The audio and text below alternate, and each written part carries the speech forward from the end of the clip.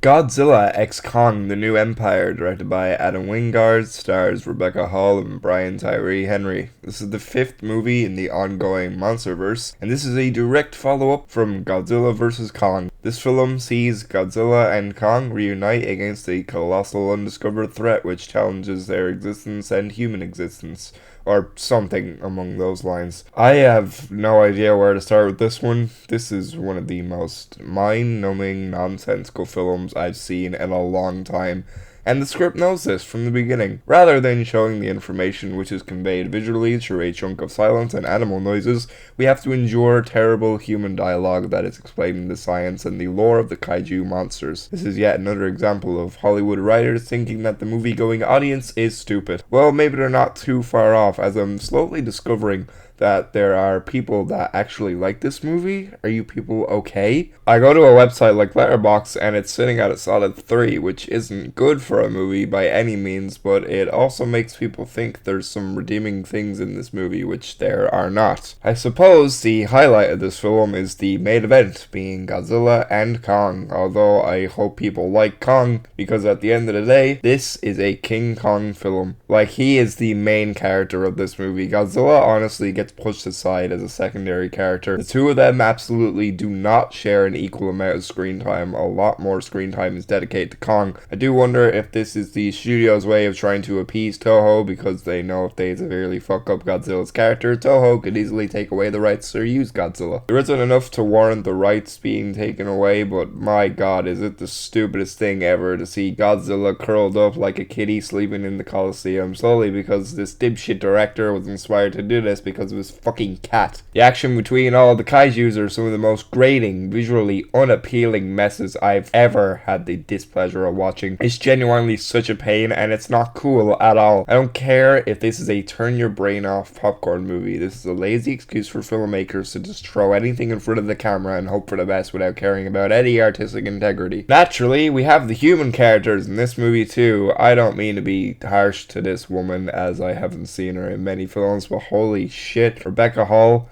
is by far the worst actress in this film. She delivers every line in such a monotone, uninterested voice. Constantly sounds like she's barely trying. They really want you to buy the relationship between her and the little deaf girl in this movie. They share about 5 minutes of screen time together, so when they have their heartfelt moment at the end of the film, I felt absolutely nothing, because it just wasn't warranted at all. Maybe it also helps that the fact that in the middle of those 5 minutes of screen time, these two characters are also thrown into a blatant shoehorned in car commercial. There's a terrible insert shot of a fucking Volkswagen, and it is the most egregious product placement I've seen in a long time. It's the type of bad product placement you'd see in a Sony movie. Tyree Henry is probably the highlight of this film. His character is basically the exact same as he was in Godzilla vs. Kong. He's just here as well as Rebecca Hall's character to exchange science-y dialogue between each other. He has no character arc. He's solely comic relief, but I'll give the guy props. He can do comic relief, and while yes, nothing that came out of his mouth was remotely funny and didn't make me laugh once, I could still tell the guy was trying. This is the problem with these American kaiju movies. Not only do the human characters have anything interesting or compelling stories going on or anything to make you truly care about these characters, but they aren't even characters at all anymore. They are nothing more than walking exposition in this movie, spouting about dialogue they don't even understand themselves. The effects in this movie are awful. I just hate how this entire movie looks. I'm sorry. No amount of sweeping, panning camera tricks will ever make me think that Hollow Earth is an interesting